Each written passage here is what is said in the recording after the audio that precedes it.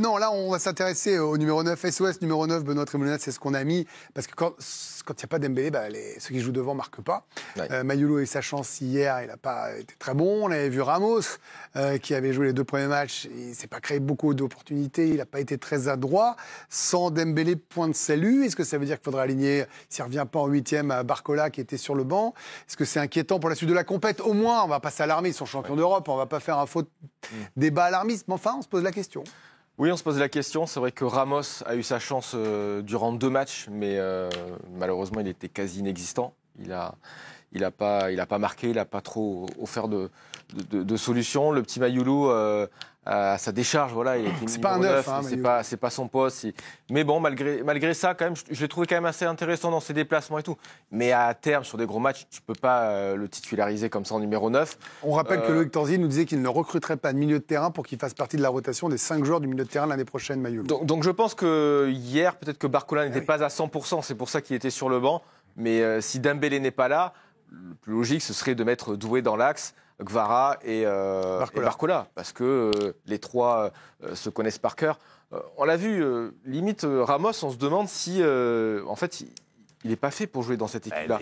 Parce qu'en fait, Dembélé, la chance que Paris Saint-Germain a, c'est que les 3 attaquants permutent énormément, dézonent énormément, et techniquement, c'est très propre. Ils se comprennent, ils savent où se placer. Et c'est vrai que Ramos, c'est plus un point de fixation. Et c'est vrai que quand il faut aller à l'intérieur du jeu, se retourner, proposer des choses, c'est un petit peu plus compliqué. C'est pour ça qu'ils ont du mal à le trouver. C'est pour ça que lui aussi a du mal à se démarquer dans cette équipe parisienne. Mais pourquoi un 9 quand vous avez Hakimi qui met 10 buts dans la saison et qui se retrouve dans la surface comme ça, Ludo, finalement? Parce qu'on n'est jamais à l'abri que Dembélé rechute. D'autant plus qu'il n'est toujours pas revenu. Donc ça veut dire que l'alerte était plus significative. En tout cas, il s'entraîne normalement, mais ils n'ont pas voulu prendre le moindre risque. C'est plutôt intelligent. Ça vous plaît, ça? Oui, c'est plutôt intelligent de leur part.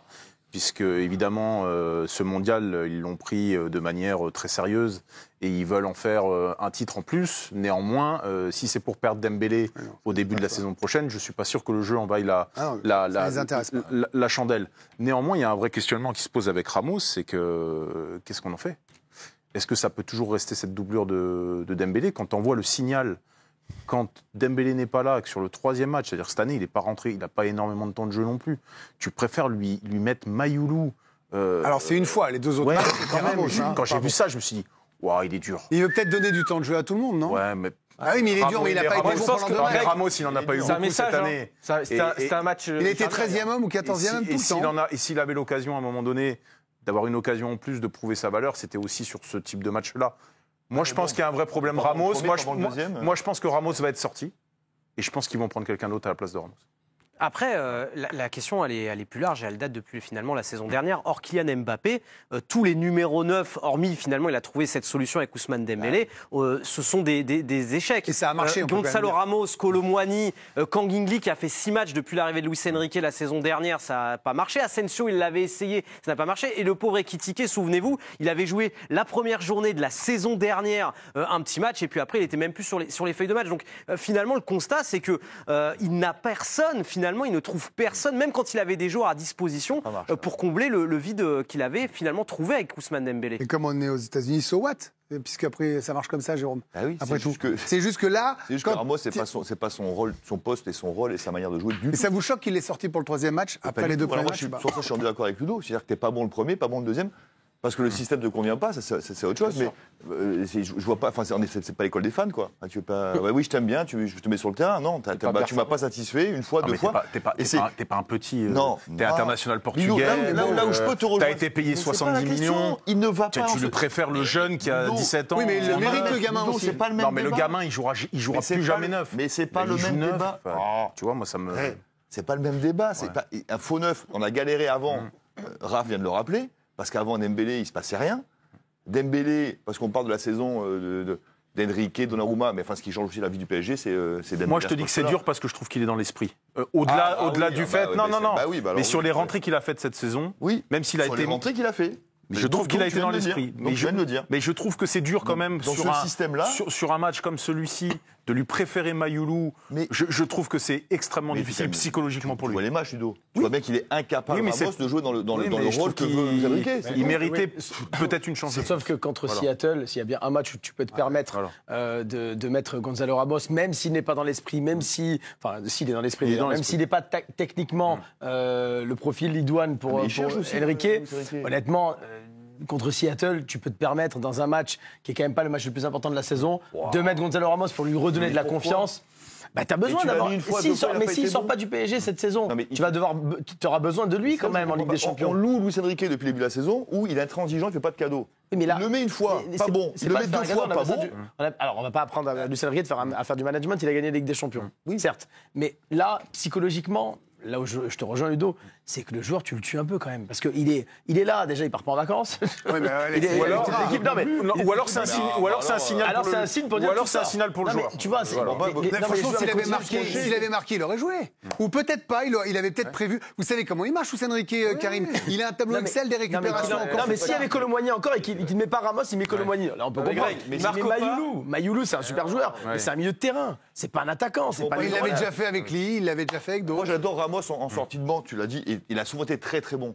Mais les gars, faut quand même regarder juste les matchs. Il n'est pas bon dans ce système quand il joue titulaire. Il ne marque pas et dans le contenu, il n'est pas bon. Et il apporte rien. Tu le fais jouer 2 matchs. Au bout d'un moment, si le petit. Et moi, je trouve que même le petit. Dans ce système. Je trouve que même le petit a été meilleur que Ramos sur les 2 matchs. Parce que le petit, il a essayé de proposer, jouer entre les lignes.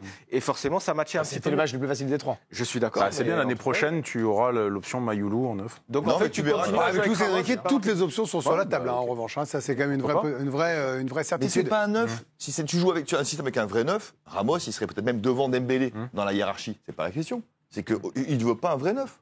Après, il y a quand même un truc, c'est que Dembélé va revenir. Il ne veut pas. Est-ce que vous le mettez titulaire contre l'Inter Miami, sachant que là, il s'est entraîné. Vous avez vu les échecs de Mayoulou et de Ramos. Est-ce que là, vous le mettez d'entrée de jeu ou est-ce qu'il faut attendre et le faire rentrer une demi-heure ? Allez-y, dites-moi. Il aurait pu jouer avant, mais ils l'ont gardé au frigo. Donc ça veut dire que pour démarrer, ça veut dire qu'il peut jouer titulaire. Généralement, on l'avait dit dans l'année, on pensait qu'il ferait démarrer. Il préfère faire 30 minutes que 60 minutes au début. Ouais.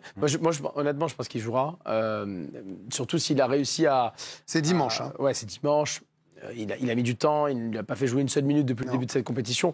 Moi, je trouve ça intéressant de voir Dembélé. Et puis, même s'il voit qu'à la mi-temps, il y a mini alerte, il peut le sortir et replacer quelqu'un d'autre. Encore une fois, bien sûr que c'est une compétition intéressante et importante, mais il ne faut pas tout de suite. Une saison là, ils vont se piquer au jeu sans doute maintenant. La saison prochaine, bien sûr. L'année prochaine Vous mettez Dembélé titulaire, Ludo et Jérôme, dimanche contre Inter Miami ? Moi, mon principe, vous le connaissez, je préfère qu'un joueur qui en reprise débute plutôt qu'il ne rentre en jeu.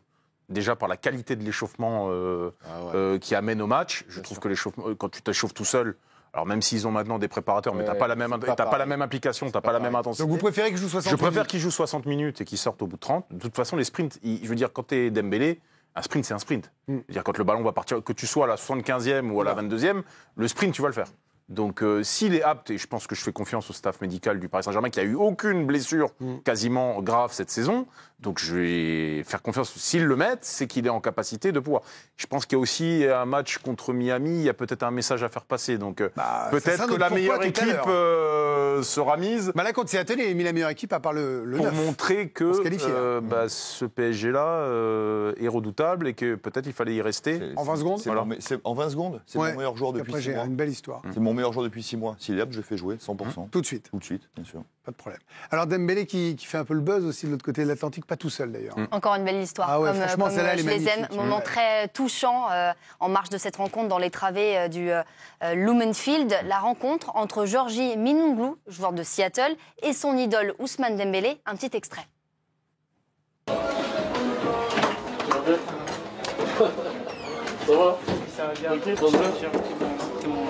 Ah, ça fait plaisir. C'est comme ça, tu fais gâter, j'aime bien. Ah ouais? Ah ouais? T'es quoi, t'es ivoirien? Ah, ça fait plaisir. Vas-y, tranquille. Tu veux qu'on fasse une photo comme ça? Merci. Ok. Vas-y, force à toi en tout cas. Force à toi. Continue. C'est mon idole. Je te jure, je kiffe trop Ousmane depuis j'ai 13 ans, je regarde que ses vidéos. Je te jure, même avant ce match, j'ai regardé sa vidéo.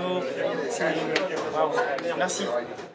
L'ailier de Seattle, entré en jeu hier et qui a un parcours hors norme alors qu'il s'apprêtait à signer son premier contrat professionnel. Il perd l'usage de son œil gauche suite à une infection grave qu'il envoie à l'hôpital. On lui annonce qu'il ne pourra plus jamais jouer, mais l'Ivoirien ne lâchera rien. Et ce handicap ne l'empêchera pas par la suite de signer un contrat jusqu'en 2028 avec la franchise américaine. La preuve, puisqu'il joue. Alors j'ai dit handicap, je vais rectifier, puisque regardez ce qu'il a déclaré, je n'ai qu'un œil, mais je continue à aller de l'avant. Ce n'est pas un handicap, c'est une force. Donc voilà, on voulait vous partager ce très beau moment entre ces deux hommes. Ouais, c'était vraiment une belle vidéo. Vous qui avez été sur le terrain, non, Karim, vous n'avez pas été sur le terrain. Vous allez me le faire, il fallait que j'anticipe. C'est incroyable de pouvoir jouer qu'avec un œil. Ouais, mais ils adaptent bien parce qu'il est rentré côté droit, il est gaucher. Donc ça veut dire que la vision dont il a besoin, elle est plutôt sur son œil gauche. Donc ça veut dire que la vision droite, elle est partielle ou inexistante. Moi, j'ai jamais joué comme vous mais ça reste incroyable. Mais ça, les Américains, ils adorent ce genre d'histoire aussi. Ils l'ont déjà fait avec des joueurs NFL dans le football, qui étaient amputés. De prendre l'information, c'est hyper important. C'est remarquable. Donc si tu as la moitié des informations, c'est très difficile. Mais moi, il m'a, en tout cas, quand il est rentré, je ne le connaissais pas. Il a amené du jus. Et il m'a tapé dans l'œil. Il a fait des choses. C'est pas la bonne expression, là, Ludo. Je peux pas vous dire autre chose. Là, mon Ludo, c'est pas la bonne expression. Alors, je peux vous garantir qu'il l'a pas fait exprès. Mais évidemment, il l'a pas fait exprès, mais on reste sur ça, évidemment. C'est le 18h54, le génie aubrégnaquin vient de frapper, évidemment.